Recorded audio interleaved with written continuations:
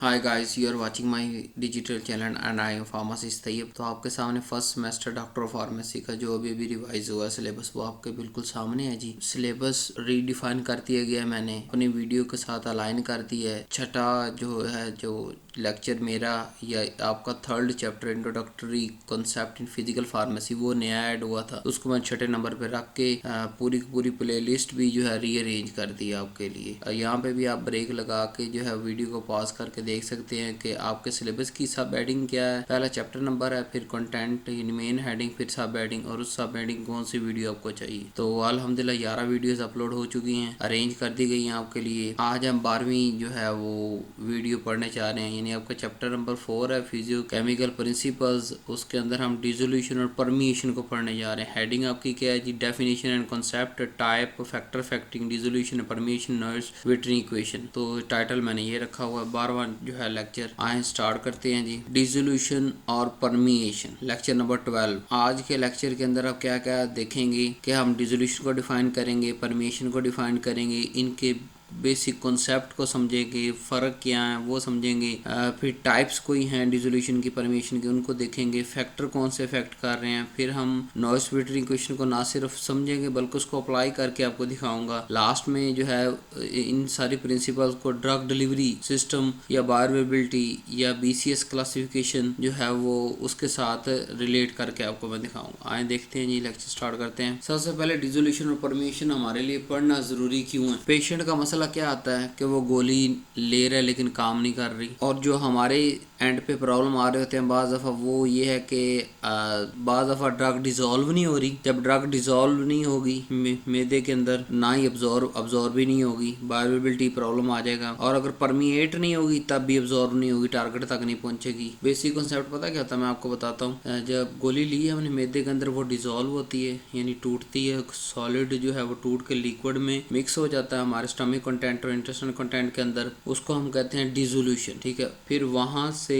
Lipid barrier cross करके stomach या small intestine से ब्लड तक पहुंचना, ये जो दरमियान में क्रॉसिंग बैरियर है इसको कहते हैं परमिएशन। कि कौन कौन सी जो है वो कंपाउंड गुजर के जा रहे हैं, किस स्पीड पे गुजर के जा रहे हैं, और वो ब्लड तक पहुंच भी रहे हैं नहीं। तो लिहाजा दोनों जरूरी है। अगर डिसोल्यूशन नहीं होगी तब भी ड्रग ब्लड तक नहीं पहुंचेगी। अगर डिसॉल्व हो गया लेकिन लिपिड बैरियर जो स्मॉल इंटेस्टाइन या स्टमक है उसमें से नहीं गुजर रही, लिपोफिलिसिटी का इशू आ रहा है या कोई और इशू आ रहा है, तो वो नहीं पहुंच पाएगी ब्लड तक। दोनों में तो दोनों अगर प्रोसेस सही होंगे तो ही हम पहुंचेंगे। तो आज के लेक्चर का मकसद ही हमारा यही है कि हम इन मसलों को देख सके कि वो डिसोल्यूशन के एंड तक मसला आ रहा है, वो परमिएशन के एंड पे मसला आ रहा है, और उसको सॉल्व करने की कौन कौन सी टेक्निकें हैं। क्योंकि मैंने आपको पढ़ाया ना कि ये जो फिजिकल फार्मेसी है ये आपको प्रिंसिपल और मैकेनिज्म बताती है, यानी बुनियाद देती है, एक ग्राउंड देती है जिसपे आपने पूरी इमारत अपनी जो है वो 10 सेमेस्टरों की खड़ी करनी है। और किसी भी टैबलेट के बारे में प्रेडिक्ट करना है कि ये डिसॉल्व होगी, ये नहीं होगी, ये परमिएट होगी, नहीं होगी, ये काम करेगी, नहीं करेगी, ये इतने घंटे बाद लेनी, ये इतने घंटे पहले लेनी। ठीक है। So as a formulator we are pharmacist भी हैं और फार्मुलेटर भी हैं। जब इंडस्ट्री में काम कर रहे हैं हम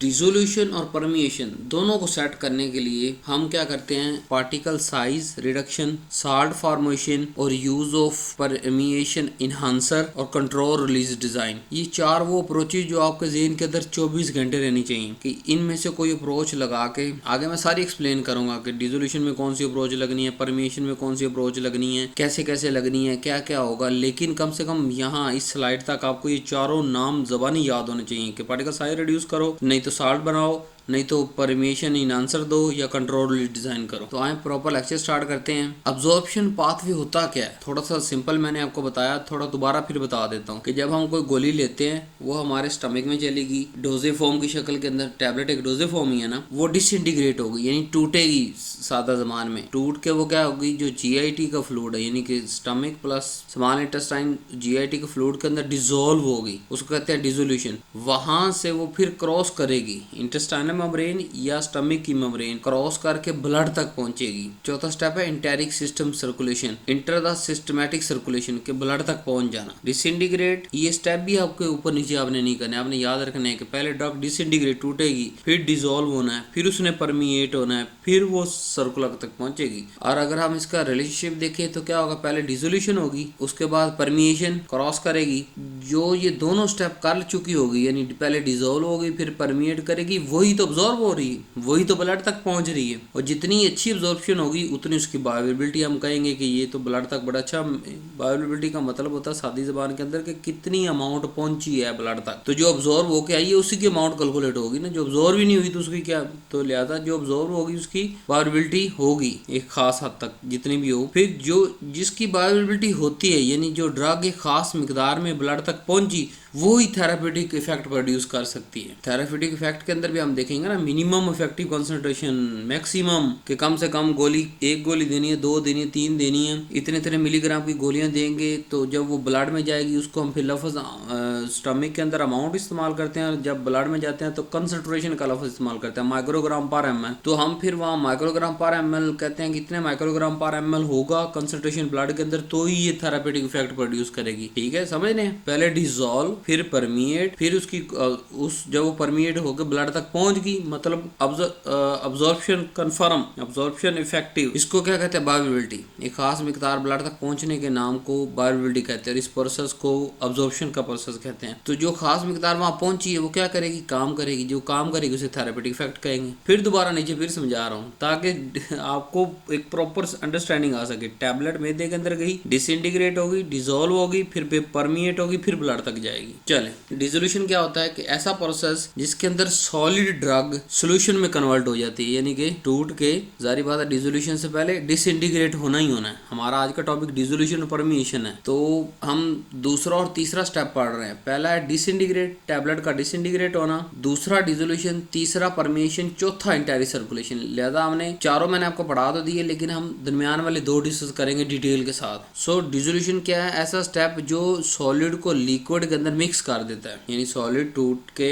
लिक्विड के अंदर जीआई फ्लूइड के अंदर, जीआईटी फ्लूइड के अंदर मिक्स हो जाने के नाम को, यानी वो मॉलिक्यूलर लेवल पे आ जाता है। जो हमने एपीआई डाला था वो मॉलिक्यूलर डिस्पर्शन बना लेता है। मॉलिक्यूलर आप सोल्यूशन क्या है समझने के लिए लफ्ज हम डिस्पर्शन इस्तेमाल करेंगे कि वो मॉलिक्यूलर लेवल पे आ जाता है, और फिर वो मॉलिक्यूल दर मॉलिक्यूल जब डिसॉल्व हो जाएंगे तो फिर वो परमिएट होंगे। तो ड्रग ट्रांसफर कहाँ से हुई, एक सॉलिड फेज से, टैबलेट से, सॉलिड था ना, पाउडर था, किस में चलेगी, लिक्विड फेज के अंदर, कि एक अच्छा खासा वॉल्यूम है, कंटेंट है जीआईटी फ्लूइड का, let's suppose 500 ml, 600 ml, 1000 ml, उस लिक्विड फेज के अंदर ये सारी सॉलिड पहुंच गई, मॉलिक्यूलर डिस्पर्शन हो गई। अब जिस अमाउंट पर, the amount of drug dissolve per unit time, जिस यूनिट टाइम के इतने मिलीग्राम 1 मिनट के अंदर डिसॉल्व हुए, उसको हम कहते हैं डिसोल्यूशन रेट। जितने मिलीग्राम 1 मिनट, 1 घंटा, आधा मिनट, आधा घंटा के अंदर डिसॉल्व हो गए, सॉलिड से फेज से लिक्विड फेज के अंदर कन्वर्ट हो गए, उसको हम कहते हैं डिसोल्यूशन रेट। किसी का फास्ट होता है डिसोल्यूशन रेट, किसी का स्लो होगा, तो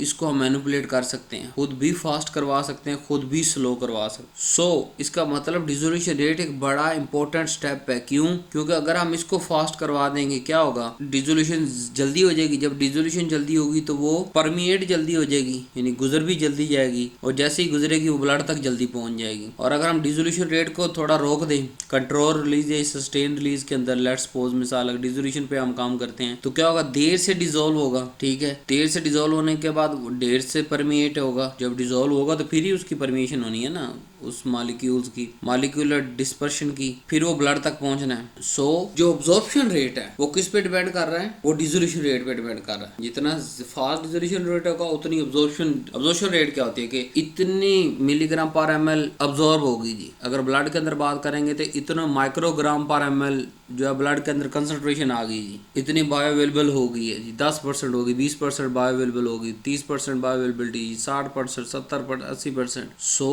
ये स्टेप बाय स्टेप कनेक्टेड है एक दूसरे के साथ। जैसे पैरासीटामोल डिजोल्व होगी स्टमक के अंदर, इसको कहते हैं डिसोल्यूशन। सादा मिसाल, परमिएशन ऐसा प्रोसेस जिसके तहत जो ऑलरेडी डिजोल्व ड्रग है, जिसकी डिसोल्यूशन हो चुकी है, वो बेलिकल मेम्ब्रेन क्रॉस कर जाए। वो बेलिकल मेम्ब्रेन स्मॉल इंटेस्टाइन की दीवार भी हो सकती है, वो स्किन भी हो सकती है। अगर हम क्रीम वगैरह अप्लाई कर रहे हैं तो वो स्किन होगा बैरियर। स्टमक से है तो स्टमक के अंदर जो है वो क्रॉस, स्टमक की वाल क्रॉस करेगी। So drug movement across biological barrier, कि जो एक बैरियर था बेलिकल, उसको क्रॉस कर जाने के नाम को हम कहते हैं परमिएशन, कि वो क्रॉस कर गई है, परमिएट हो गई है। So drug molecule crossing intestinal epithelium into blood stream, यानी परमिएशन के बाद क्या होगा, ड्रग डायरेक्ट ब्लड में पहुंच जाएगी। जैसे ही ड्रग डायरेक्ट ब्लड में पहुंचेगी, अच्छा आपको थोड़ा समझा देता हूँ। जैसे स्मॉल इंटेस्टाइन के अंदर हमने माइक्रोविलाई पढ़े, और हमने माइक्रोविलाई के अंदर जब 9वीं 10वीं के अंदर माइक्रोविलाई पढ़े तो उसके अंदर पढ़ा कि बहुत ज्यादा जो है वो कैपिलरीज मौजूद होती हैं, ठीक है, अबंडेंट ऑफ जो है वो कैपिलरीज मौजूद होती हैं। तो माइक्रोविलाई से ड्रग अब्जॉर्ब हुई, डायरेक्ट कैपिलरीज में गई, वहाँ क्या है, ब्लड है, तो ब्लड से वो तो 1 मिनट के अंदर 80 दफा धड़क रहा है दिल, यानी 1 मिनट के अंदर 80 दफा पूरी बॉडी का चक्कर लगा रहा है। तो ब्लड में घुसने की देर थी, फिर तो पूरी बॉडी में फैल गई। सो डिसोल्यूशन के बाद होगी परमिएशन, बेलिकल जो है वो बैरियर क्रॉस होगा, फिर वो ब्लड स्ट्रीम कह देंगे या सिस्टमैटिक सर्कुलेशन कह देंगे, उसके अंदर दाखिल हो जाएगी। अब दोबारा आपको मैं डिसोल्यूशन का कॉन्सेप्ट स्टेप बाय स्टेप समझाता हूँ। सबसे पहले होती है वेटिंग। वेटिंग किसे कहते हैं कि हमने जो सॉलिड टैबलेट ली, साथ में को पानी भी पिया, प्लस ऑलरेडी जीआईटी कंटेंट के अंदर वाटर या लिक्विड मौजूद था, उसके अंदर क्या होगा, डिसॉल्व होगी, वेट होगी, गोली पहले गीली होगी, ठीक है, फिर क्या होगा, सॉल्वेंट अंदर घुसेगा उस गोली के, और फिर उसको क्या करेगा, उसके इंटरमॉलिक्यूलर बाउंड को तोड़ेगा, डिसइंटीग्रेट करेगा टैबलेट को। जब टैबलेट टुकड़े टुकड़े हो जाएगी, फिर क्या होगा, जो मॉलिक्यूल एपीआईज है, हमारे मेन ड्रग कंटेंट एपीआई जिन्होंने ब्लड तक पहुंचना, एक्सिपिएंट तो बस यहीं तक काम था उनका, ठीक है, तो वो जब टूट के मतलब बिखरेंगे एपीआईज, तो वो क्या करेंगे, वो इन टुकड़ों में से निकलकर, या अगर टैबलेट को ओवरऑल बात करें, अगर वो कोट हुई है तो उसको कह देंगे हम स्टैग्नेंट लेयर, यानी अगर कोट हुई है, या डिफरेंट जो है कलर के ग्रैन्यूल्स है, कुछ फास्ट रिलीजिंग ग्रैन्यूल है, कुछ स्लो रिलीजिंग ग्रैन्यूल है। टैबलेट पहले गीली हुई, फिर सॉल्वेंट टैबलेट के अंदर घुस गया, पेनिट्रेट किया सॉल्वेंट, उसने ब्रेक करवाए, ब्रेकिंग के बाद डी अटैचमेंट, मॉलिक्यूल्स जो है डी अटैचमेंट होने शुरू हो गए, और फिर आहिस्ता आहिस्ता इस पूरे जो है वो स्टैग्नेंट लेयर से ड्रग बाहर मूव होना शुरू होगी, जीआईटी फ्लूइड या बल्क सॉल्यूशन के अंदर जो है वो मूव होना शुरू होगी। और जब बल्क सॉल्यूशन के अंदर आना शुरू हो जाएगी, हल होना शुरू हो जाएगी, तो उसको क्या कहेंगे, डिसोल्यूशन कहेंगे। एक बात हमेशा याद रखिएगा, कोई भी ड्रग दुनिया की डिसॉल्व हुए बगैर अब्जॉर्ब नहीं हो सकती। कोई भी दुनिया की ड्रग परमिएशन या परमिएट होके ही अब्जॉर्ब होगी। तो ये 2 बुनियादी स्टेप है, इस तरह इसके पीछे डिसइंटीग्रेशन है, यानी ये स्टेप बाय स्टेप प्रोसेस है सारे। अब इसी तरह परमिएशन को जरा और करते हैं कि ये कैसा बैरियर होता है। एक्चुअली इसमें होता क्या है, यानी परमिएशन से पहले की कंडीशन को देखते हैं कि ड्रग हमारे जीआईटी फ्लूइड के अंदर जो है वो टैबलेट से निकल के जीआईटी फ्लूइड के अंदर आ चुकी है और घमसान की कंसंट्रेशन मौजूद है। अब क्या होगा, सबसे पहला कंसंट्रेशन ग्रेडियंट का फैक्टर सामने आएगा कि जीआईटी फ्लूइड के अंदर ज्यादा ड्रग मौजूद है, एपीआईज मौजूद हैं, और माइक्रोविलाई के उस तरफ जो कैपिलरीज हैं उनके अंदर ब्लड के अंदर ना शुरू में ना होने के बराबर, और बाद में आहिस्ता आहिस्ता थोड़े थोड़े बढ़ते जाएंगे, तो हाई से लो कंसंट्रेशन, यानी कि जीआईटी फ्लूइड से ब्लड की तरफ ड्रग मूव करना शुरू कर देगी। अब वो मूव 3 तरीके से करती है। सबसे पहले पैसिव डिफिजन, के हाई से लो जाने जाना है, हर चीज हाई से लो की तरफ आती है। सिर्फ यहाँ पे लिपिड सोलबिलिटी फैक्टर है, अगर तो नॉर्मली लिपिड सोलबल है तो ड्रग जो है वो लिपिड को क्रॉस करके उसके अंदर आ जाएगी। 5 दफा जो है वो लिपिड सोलबिलिटी इशू आ जाता है, फिर हम उसको रिजोल्व करते हैं। तो लिपिड सोलबिलिटी फैक्टर के अलावा अगर बात करें तो हाई से लो मूव होना शुरू हो जाती है, यानी कि जीआईटी फ्लूइड से ब्लड की तरफ। दूसरी मैकेनिज्म जिसके जरिए ड्रग क्रॉस करती है वो है कैरियर मीडिएटेड, कि कुछ प्रोटीन्स हैं फैसिलिटेटेड या एक्टिव ट्रांसपोर्ट, 2 तरह के यहाँ मौजूद। एक्टिव के अंदर एनर्जी लगती है, फैसिलिटेट के अंदर जो है वो कुछ प्रोटीन जो है वो ट्रांसपोर्ट करती हैं, कि मतलब माइक्रोविलाई है, ठीक है, माइक्रोविलाई एक तरफ से ड्रग अटैच हुई लिपिड के साथ, उसने पूरी मेम्ब्रेन क्रॉस करके ब्लड के अंदर छोड़ दिया, ठीक है। फैसिलिटेट क्यों कहा हमने, क्योंकि यहाँ डिफ्यूजन नहीं हो रही, यानी क्रॉस नहीं कर रहा है, किसी की मदद से वो लिपिड बैरियर को क्रॉस कर रहा था, फैसिलिटेटेड। और अगर इसके अंदर एनर्जी भी खर्च हो तो वो एक्टिव ट्रांसपोर्ट। फिर तीसरा मैकेनिज्म पैरासेलुलर ट्रांसपोर्ट, कि कुछ टाइट जंक्शंस होते हैं सेल के दरमियान, उसमें से घुसते हुए ड्रग जो है वो पैरा मतलब दो सेल के दरमियान का रास्ता, उसमें से ड्रग गुजरते हुए जो है वो कुछ ड्रग ब्लड तक पहुंच जाती हैं। तो ये 3 मैकेनिज्म अपने याद रखने हैं। पैसिव डिफ्यूजन के जरिए जाएगी, कोई एनर्जी नहीं लगेगी। डाउन ग्रेडियंट इधर हाई है उधर लो है, इसलिए उसने हाई से लो की तरफ जाना है। कैरियर मीडिएटेड में प्रोटीन ट्रांसपोर्टर हो गए, फैसिलिटेशन ट्रांसपोर्ट या एक्टिव ट्रांसपोर्ट। पैरासेलुलर के अंदर जो है टाइट जंक्शन होंगे, वहां से क्रॉस कर जाएगी। So membrane is a selective barrier. तो अब हमने एक ही मेम्ब्रेन तो एक ही वहां मौजूद है ना, जैसे माइक्रोविलाई की बात करें तो वहां मेम्ब्रेन तो एक ही मौजूद है, कोई हार्ड ड्रग के साथ मेम्ब्रेन तो नहीं बदल रही, लेकिन ड्रग बदल रही है। तो इसका मतलब जो भी एपीआई दे रहे हैं हम उसको चेक करेंगे कि ये किस मैकेनिज्म के थ्रू क्रॉस करेगी, यानी अगर इसका लिपिड सॉल्युबिलिटी इशू नहीं है तो ये पैसिव डिफ्यूज हो जाएगी, ये कैरियर होगी, ये एक्टिव होगी, ये पैरा होगी। सो हर ड्रग को टैबलेट को बनाने से पहले उसकी एपीआई की हम मूवमेंट को चेक करेंगे, इंटरेक्शन को चेक करेंगे लिपिड के साथ कि वो लिपिड सोल्युबल है भी या नहीं है। तो मेम्ब्रेन सिलेक्टिव है, टैबलेट कोई भी आ जाए वो हर टैबलेट पे डिफरेंट बिहेव करेगी। अब ये थोड़ा सा मैंने उसको आपको पिक्चर की फॉर्म में दिखाने की कोशिश की है। डिसोल्यूशन क्या था कि अंदर टैबलेट है, वहां से एपीआईज निकल के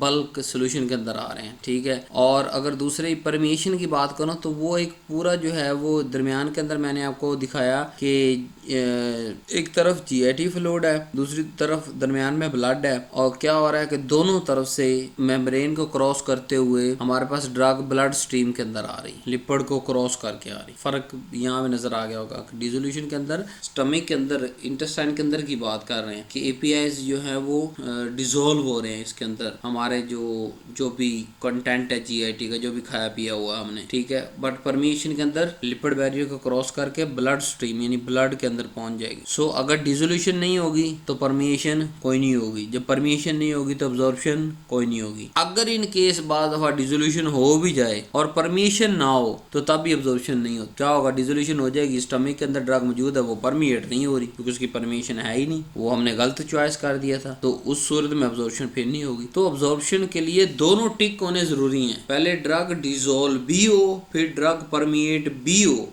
और ब्लड तक पहुंचे, उसको हम कहते हैं अब्जॉर्प्शन। अब डिसोल्यूशन कितनी तरह की होती है जी? काइनेटिक्स या कंडीशन की बुनियाद पे हम इसको 3 से 4 डिफरेंट कंडीशंस हैं, उसमें हम जो है वो क्लासिफाई करते हैं। सबसे पहले होता है इंस्टेंटेनियस डिसोल्यूशन। नाम से जाहिर है कि फौरन होने वाली, यानी वेरी रैपिड, जो हाईली सोल्युबल ड्रग होती है ना, वो फौरन जाकर डिसॉल्व हो जाती है। जैसे हमने स्टमक खाया, विद इन फ्यू मिनट्स या ज्यादा से ज्यादा आधे घंटे के अंदर सारी जो है वो ड्रग डिसॉल्व हो जाती है जीआईटी फ्लूइड के अंदर, उसको कहते हैं इंस्टेंटेनियस डिसोल्यूशन। दूसरी टाइप होती है कंट्रोल या सस्टेन डिसोल्यूशन, जो हम बनाते हैं मॉडिफाई करके, फिजियोकेमिकल प्रॉपर्टीज को मॉडिफाई करके, कुछ को स्लो और कुछ को सस्टेन, कुछ को कंट्रोल। तो ये स्लो प्रोग्राम्ड रिलीज, सस्टेन और कंट्रोल के अंदर आगे जाकर फर्क पड़ेंगे हम। तो ये हम खुद मॉडिफाई करके बाहर से भेजते हैं कि जो रिलीज है टैबलेट की, उसमें से एपीआईज निकल के जो है वो फ्लूइड के अंदर मिक्स हो, वो हम डिजाइन करते हैं। उसकी बाहर की कोटिंग, बाज़फ़ा ग्रेनुलेशन की, ग्रेन्यूल्स की कोटिंग करते हैं, डिफरेंट पॉलीमर्स यूज करते हैं, पॉलीमर के अंदर इंट्रैप करके ड्रग को भेजते हैं। एक से ज्यादा पॉलीमर इस्तेमाल करते हैं, कुछ के अंदर से जल्दी से ड्रग निकल जाती है, बाकियों के अंदर देर से निकलती है। तो ये पूरा सब्जेक्ट आएगा सस्टेन रिलीज और कंट्रोल रिलीज का, कुछ थोड़ा सी झलक मैंने आपको दे दी। तो ये भी डिसोल्यूशन की एक टाइप है, स्लो और program release. Skin condition dissolution होती है जी, जो फ्लूइड है, कौन से जीआईटी फ्लूइड की बात हो रही है, अगर वो इतना लार्ज इनफ है कि वो ड्रग की कंसंट्रेशन को जीरो कर देता है,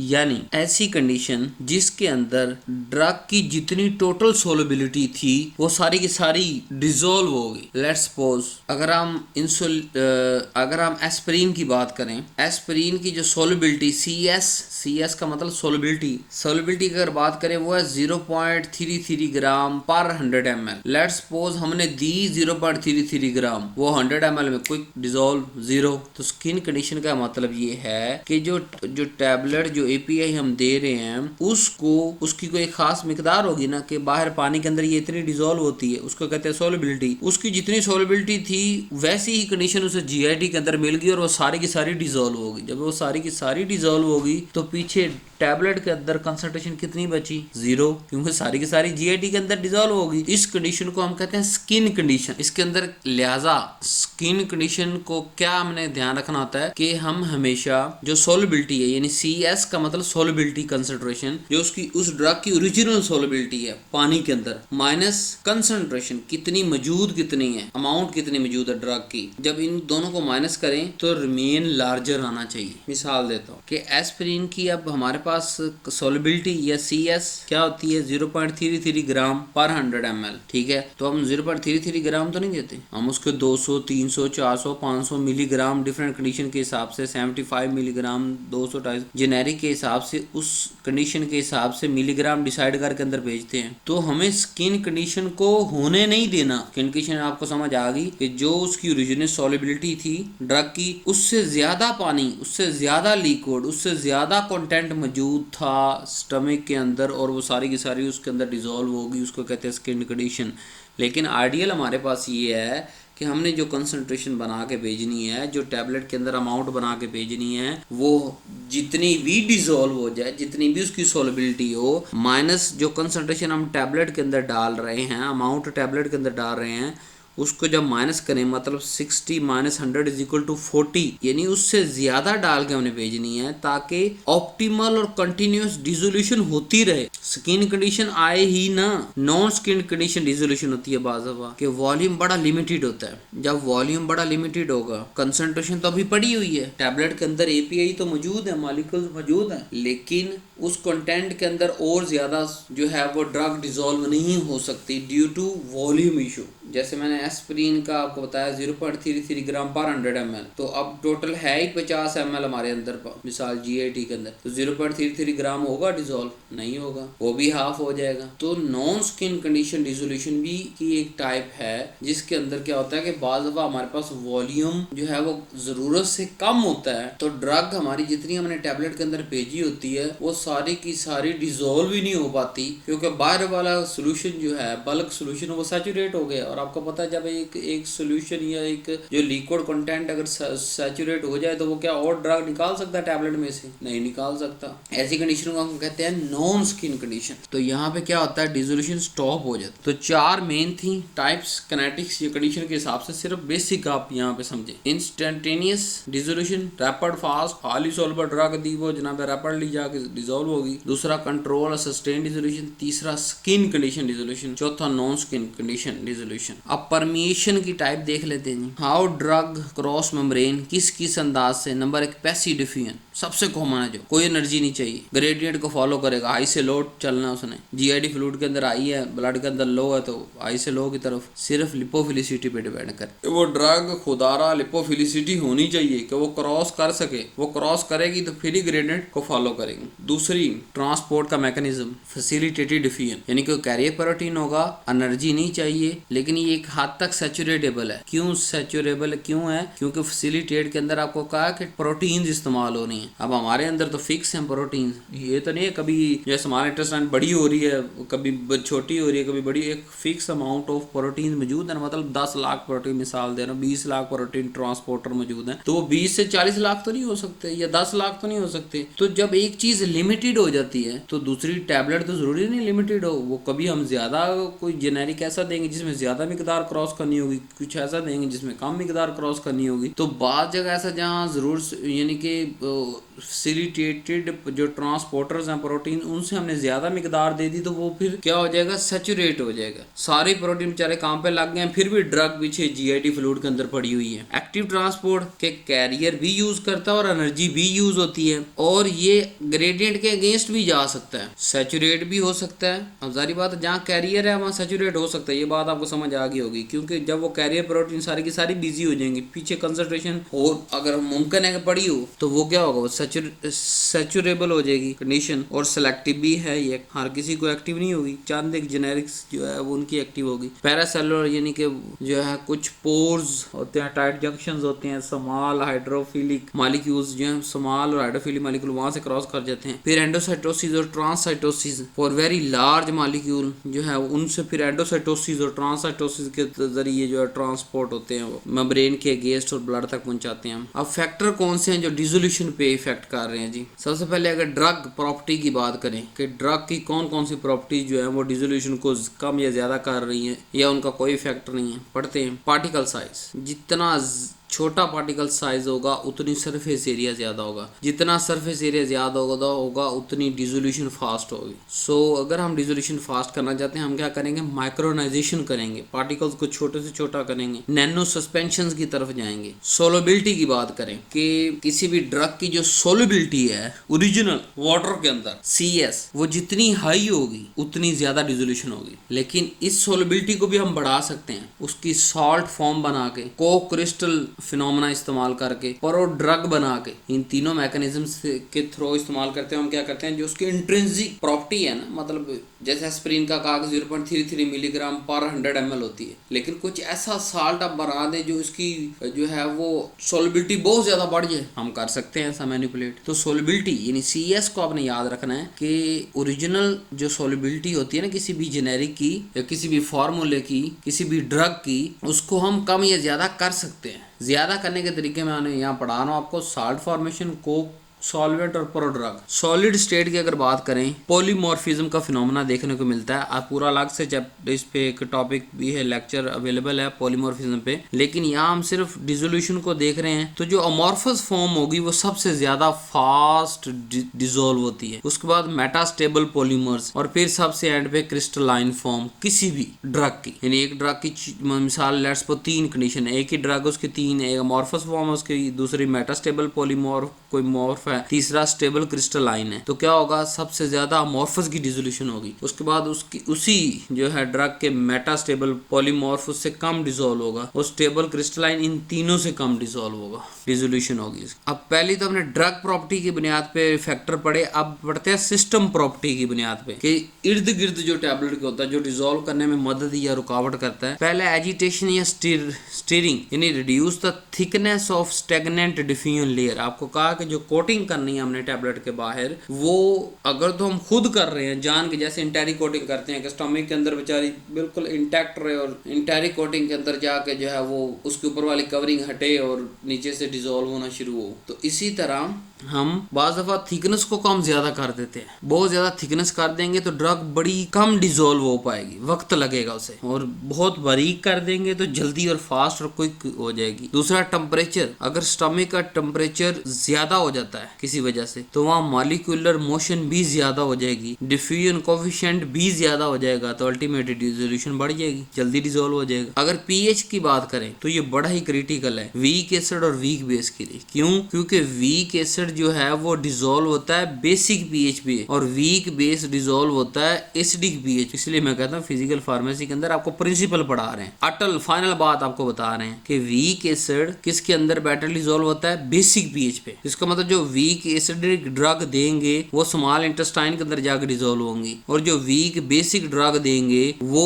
स्टमक के अंदर डिसॉल्व होंगी। विस्कोसिटी की बात करें, अगर विस्कोसिटी बढ़ती है तो डिफ्यूजन कोफिशिएंट कम होता है, जितना डिफ्यूजन कोफिशिएंट कम होता चला जाएगा डिसोल्यूशन का बेड़ा गर्क होता जाएगा। अब परमिएशन के फैक्टर पढ़ते हैं ड्रग प्रॉपर्टी की बुनियाद। सबसे पहले लिपिड सॉल्युबिलिटी, लॉग P अलग से, पार्टीशन कोफिशिएंट अलग से, पूरा इस पे लेक्चर अवेलेबल है। लिपोफिलिसिटी इंक्रीज करने से क्या होगा, परमिएशन अक्रॉस लिपिड बढ़ेगी। यानी अगर हम जो नेचुरल ड्रग ले रहे हैं उसको कोई ना कोई स्ट्रक्चर जैसे CH3 लगा दें, हटा दें, COOH लगा दें, हटा दें, उसके स्ट्रक्चर केमिकल स्ट्रक्चर के अंदर ऐसी मॉडिफिकेशन लेके आए कि वो ज्यादा लिपोफिलिक हो जाए, तो क्या होगा, जो ओरिजिनल नेचर के अंदर पाया जाने वाला वही सेम ड्रग है, उससे इसकी सॉल्युबिलिटी भी ज्यादा हो जाएगी, परमिएशन ज्यादा हो जाएगी। दूसरे नंबर पे मॉलिक्यूलर साइज और वेट, जितना स्मॉल होगा उतना वो इजीली डिफ्यूज होगा। कम से कम 500 डाल्टन से कम होना चाहिए इजीली होने के लिए, इजीली डिफ्यूज होने के लिए। मॉलिक्यूलर वेट या साइज 500 डाल्टन से कम।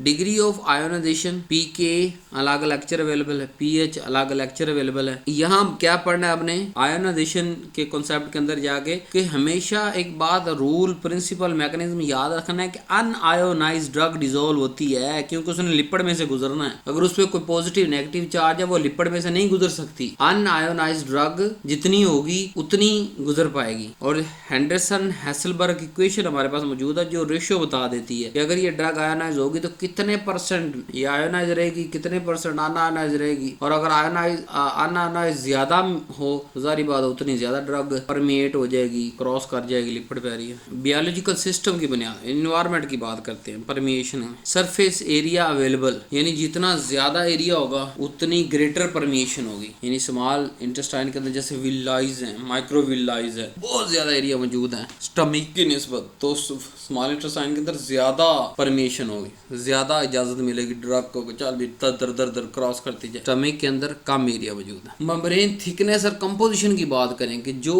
विलाई या माइक्रोविलाई या स्टमक की दीवार है वो कितनी मोटी और बारीक है, तो माइक्रोविलाई से ज्यादा बारीक है। तो वहां सबसे ज्यादा और जल्दी जो है वो, या इंटेस्टाइन की बात करें स्टमक के निस्बत, या इंटेस्टाइन की बात करें हमारे बाहर की स्किन की निस्बत, स्किन बाहर बड़ी मोटी होती है। कोई क्रीम ऑइंटमेंट हम स्किन पे लोशन लगाते हैं तो देर से अब्जॉर्ब होता है एज कम्पेयर टू इंटेस्टाइन के अंदर जहां हम डिसॉल्व ड्रग भेज रहे हैं तो वहां जल्दी अब्जॉर्प्शन हो जाता है। ब्लड फ्लो की अगर बात करें, अगर अब्जॉर्प्शन को जारी रखना है, ड्रग अब्जॉर्ब होती रहे, तो फिर ड्रग ब्लड को सर्कुलेट होना पड़ेगा ताकि जितनी अब्जॉर्ब उसको दूर ले जाए और दूर ले जाए और दूर ले जाए, जितनी होती जाएगी उसको पूरे खून के अंदर मिक्स करता जाए, तो ग्रेडियंट हायर से लो जारी रहेगा ट्रांसपोर्ट। फिर वहां कुछ ट्रांसपोर्टर या ई-फ्लक्स पंप मौजूद अगर हो तो, जैसे पी ग्लाइकोप्रोटीन एक्टिव पंप है, drug back out reduce net permeation, कि कुछ ड्रग के लिए पी ग्लाइकोप्रोटीन क्या करती है, जितनी ड्रग गई उससे ज्यादा वापस फेंक देती है एक्टिवली एनर्जी खर्च करके, तो क्या होता है नेट परमिएशन कम हो जाती है। एक घंटे के अंदर 100 मॉलिक्यूल गए, 50 वापस आ गए, तो बाकी नेट तो 50 ही बचे ना ब्लड के अंदर। तो इन सारी चीजों को देखना पड़ता है ड्रग बनाने से पहले। अब हम चलते हैं नेक्स्ट और मेन टॉपिक की तरफ। उम्मीद आपको डिसोल्यूशन परमिएशन बिल्कुल क्लियर हो चुका होगा, नहीं तो एक दो दफा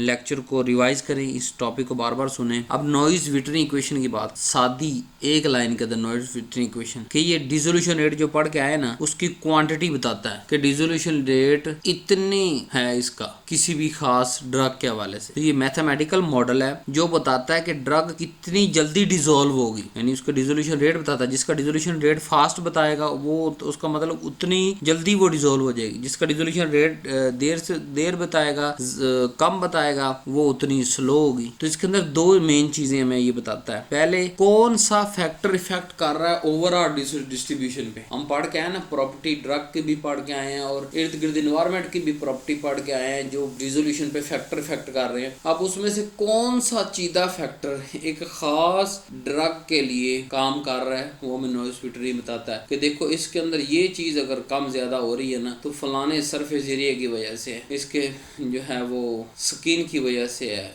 इसकी अपनी सोलबिलिटी की वजह से है। ठीक है, ये सारी बात हमें नॉइज विटरी इक्वेशन बताता है। दूसरा, किस तरह कोई भी ड्रग फास्ट या स्लो रिलीज बनाई जा सकती है। जब हमें फैक्टर के पता चल जाएगा कि किसकी बुनियाद पे स्लो हो रहा है और किसकी बुनियाद पे फास्ट हो रहा है, तो हम उसी फैक्टर को मैनिपुलेट करेंगे और रिलीज फास्ट जहाँ करानी वहाँ फास्ट करा देंगे, स्लो करानी वहाँ स्लो करा लेंगे। ठीक है, अब नॉइज विटरी इक्वेशन क्या है जी, delta C over delta T is equal to D A into C S minus C over H V. Delta C over delta T यानी डिसोल्यूशन रेट को हम क्या सिंबल हमारे पास, ये किस पे डिपेंड करता है, डायरेक्टली प्रोपोर्शन है डिफ्यूजन कोएफिशिएंट, कि जितना ज्यादा डिफ्यूज होगी ड्रग उतनी ज्यादा जो है वो टैबलेट से डिफ्यूज होके जीआईटी फ्लूइड के अंदर आएगी, उतनी वो जल्दी डिसॉल्व होगी। दूसरा, जितना उसका सरफेस एरिया बड़ा होगा यानी पार्टिकल साइज छोटा होगा। तीसरा, सी एस कहते हैं उसकी ओरिजिनल सोलिबिलिटी को जो वाटर के अंदर मौजूद है, और सी कहते हैं बल्क के अंदर कंसंट्रेशन कितनी मौजूद है, यानी टैबलेट के अंदर कितनी मौजूद है। तो CS माइनस C मैंने आपको क्या समझाया कि हमेशा कुछ ना कुछ आंसर आना चाहिए, यानी let's suppose CS minus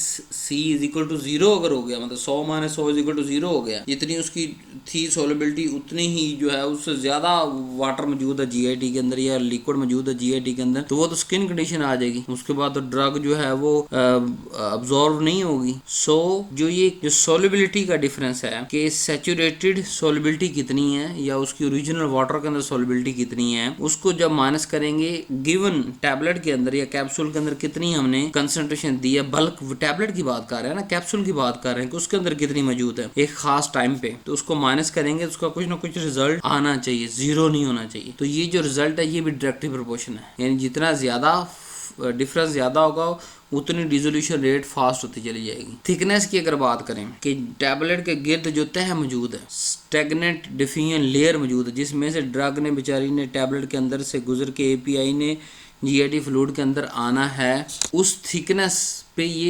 indirectly effect करता है। मतलब जितनी थिकनेस मोटी होगी ज्यादा होगी उतनी डिफ्यूजन रेट कम होता चला जाएगा, जितनी थिकनेस बारीक होगी कम होगी उतना डिसोल्यूशन रेट फास्ट होता जाएगा, बढ़ता चला जाएगा। फिर वॉल्यूम ऑफ डिसोल्यूशन मीडियम के जो GIT का कंटेंट है या जिसके अंदर टैबलेट हम डिसॉल्व कर रहे हैं, GIT कंटेंट है स्टमक का या लार्ज इंटेस्टाइन का, वो जितना ज्यादा होगा उतनी डिसोल्यूशन रेट स्लो होगा, उस पूरे को सैचुरेट करने के लिए ज्यादा टाइम लग जाएगा, और जितना वॉल्यूम कम होगा उतना डिसोल्यूशन रेट फास्ट होगा, क्योंकि वो जल्दी से सारी की सारी ड्रग डिसॉल्व हो जाएगी और सैचुरेट। सो इससे हमें रेट लिमिटिंग स्टेप का पता चलेगा कि अच्छा लेट्स सपोज सरफेस एरिया तंग कर रहा है हमें, यानी सरफेस एरिया इस ड्रग का उतना नहीं है जितना होना चाहिए ताकि हमें डिसोल्यूशन रेट फास्ट हो। हमें पता है ये डायरेक्टली डिपेंड करता है, तो इसको बढ़ाओ, यानी कि पार्टिकल्स को साइज को स्मॉल करो, जितना पार्टिकल साइज स्मॉल करते जाओगे सरफेस एरिया बढ़ता जाएगा, जितना सरफेस एरिया बढ़ता जाएगा उतनी वो डिसोल्यूशन रेट फास्ट हो जाएगा। इसी तरह अगर हम किसी टैबलेट की कोटिंग ज्यादा कर बैठे हैं और हम देख रहे हैं कि यार डिसोल्यूशन प्रोफाइल कोई बेड़ा गर्क हो रहा है, डिसोल्यूशन उस हिसाब से नहीं आ रही, क्योंकि हम ये सारे तजर्बे बाहर इन विट्रो भी तो करते हैं ना।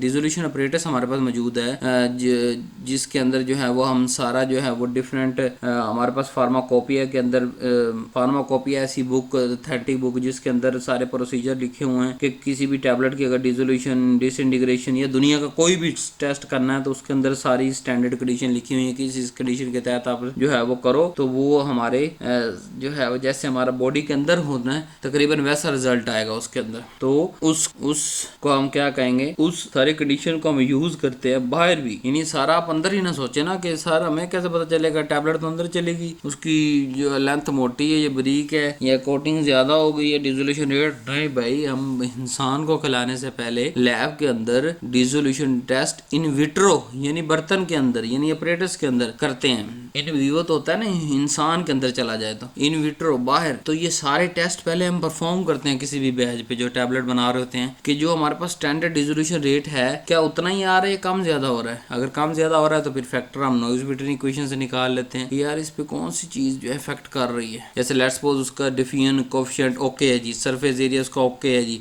स्किन कंडीशन उसकी नहीं आ रही, उसका जो है वो वॉल्यूम ऑफ डिसोल्यूशन जितना बुक के अंदर लिखा उतना ही हमने डाल दिया, फिर क्या मसला बचेगा, फिर थिकनेस ऑफ स्टेगनेट लेयर का बचेगा। अब थोड़ा सा और सिंप्लीफाई करता हूँ ताकि आप टर्म्स को याद रख सके कि solubility directly proportional surface area के, जितना सरफेस एरिया बढ़ेगा यानी पार्टिकल साइज को जितना कम करते चले जाएंगे उतना सरफेस एरिया बढ़ेगा, उतनी डिसोल्यूशन रेट बढ़ जाएगी। जितनी सोलिबिलिटी इनहांस करते चले जाएंगे उतनी डिसोल्यूशन रेट बढ़ती चली जाएगी। जितना कंसंट्रेशन ग्रेडियंट बढ़ता चला जाएगा उतनी डिसोल्यूशन रेट बढ़ेगा। और जितनी थिकनेस और डिफ्यूजन लेयर यानी कि टैबलेट के बाहर जो कोटिंग मौजूद है या कोई भी हमने बैरियर बनाया, कोटिंग जरूरी, कोटिंग तो सिर्फ आपको समझाने के लिए कह रहा हूँ। लेट्स सपोज बाद दफा हम फार्मुलेशन बनाते हैं पॉलीमर्स के अंदर इंट्रैप करके, ठीक है, अब वो जितना कम्प्लेक्स पॉलीमर हमने जिसके अंदर इंट्रैप किया है उससे उसको निकलने में बड़ी दुश्वारी हो रही है, ठीक है, एक टाइम लग रहा है, तो वहां तो वो थिकनेस ऑफ डिफ्यूजन लेयर उस लेयर से डिफ्यूज होके आने के लिए उसके लिए बड़ा मसला बन रहा है। तो हम पॉलीमर की सिलेक्शन और जो है वो डिफरेंट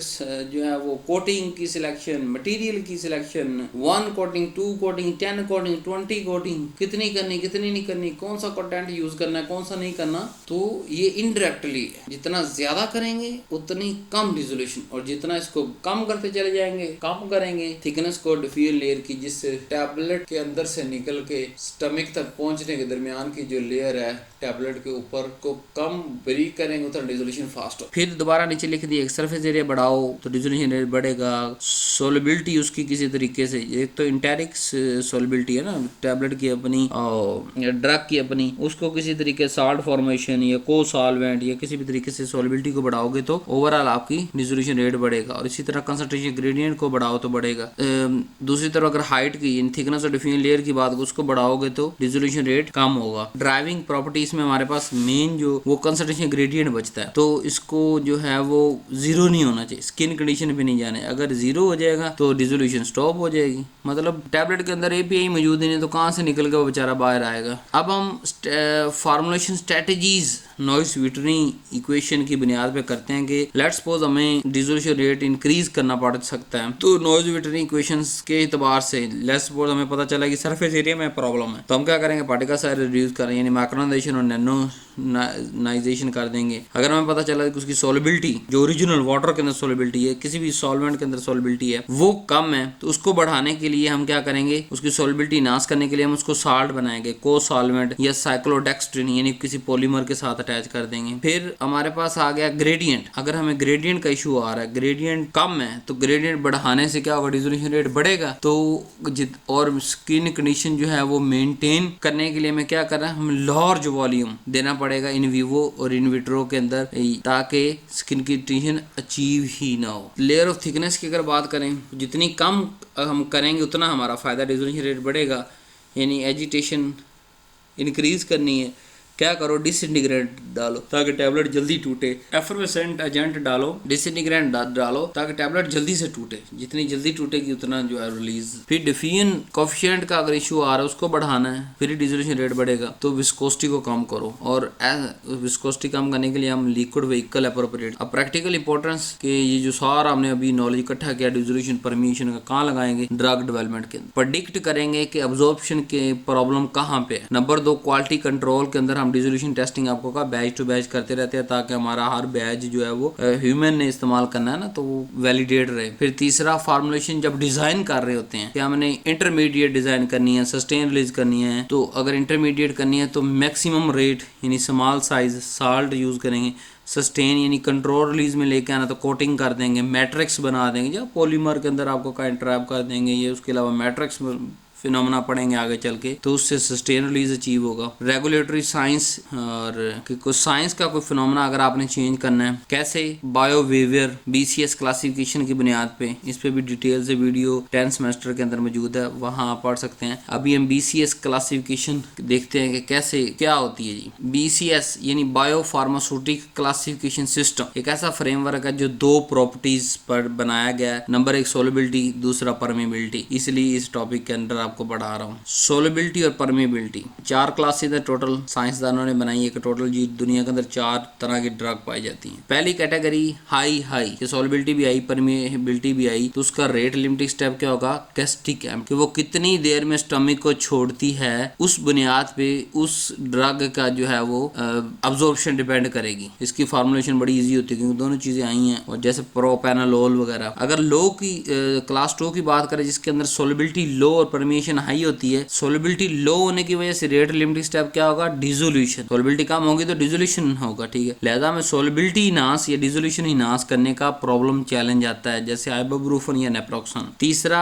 सोलबिलिटी हाई, परमिबिलिटी लो। तो परमिबिलिटी लो तो यहाँ परमिएशन का इशू आएगा रेट लिमिटिंग स्टेप पर, जिसको हमने कंट्रोल करना है या मॉडरेट करना है। हमें नाश करेंगे परमिएशन को, जैसे मेटफॉर्मिन और इंसुलिन के अंदर। 4 नंबर पे हम क्या करते हैं, सोलबिलिटी लो और परमिएशन भी ऐसे ड्रग की लो होती है, तो दोनों ही पुअर हैं, दोनों रेट लिमिटिंग स्टेप पर, बड़ा मुश्किल होता है इसकी फार्मुलेट करना। अब एक प्रॉपर्टी के साथ तो आप निपट सकते हैं, दोनों के साथ तो नहीं हम कर सकते। तो फिरोसीबाइड, टेक्सोल वगैरह बहुत मुश्किल होता है इसकी फॉर्मुलेशन बनाना। अब इसके अंदर बीसीएस क्लासिफिकेशन के अंदर जो 2 और 3 है वो डायरेक्टली पिन पॉइंट है, जिसके अंदर हमने आपको बता दिया कि 2 के अंदर डिसोल्यूशन हमारे पास आ गया फैक्टर कि सोलिबिलिटी को इनहांस करो, डिसोल्यूशन फास्ट करो, ड्रग अब्जॉर्प्शन फास्ट। तीसरे के अंदर परमिएशन आ गया कि परमिएशन इनहांस करो, लिपोफिलिसिटी जरा इनहांस करो, दूसरा क्राइटेरिया इनहांस करो, ड्रग अब्जॉर्प्शन इनहांस करो। ये डिफरेंट रेफरेंस आपके सामने लिखे हैं। इसके अलावा और बहुत सी कंटेंट और बेसिक नॉलेज या बेसिक मेरी जाती अंडरस्टैंडिंग डिफरेंट आर्टिकल्स और डिफरेंट चीज़ों को रीड करने के बाद आती है। उम्मीद है आपको टॉपिक अच्छा लगा होगा। आपके न्यू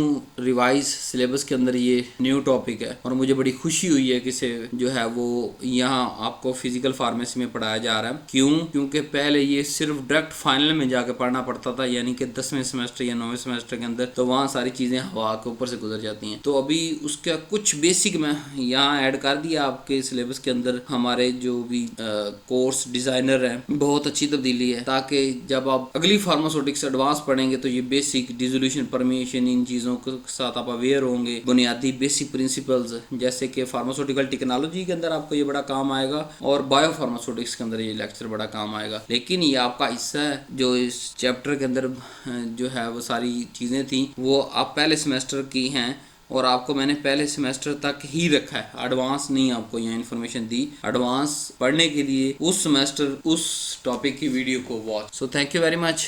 तो बेल आइकन प्रेस कर दें, वीडियो को लाइक करें और हमारी जो स्टूडेंट फैमिली है फार्मेसी की उनके साथ शेयर करें। अल्लाह हाफ़िज़।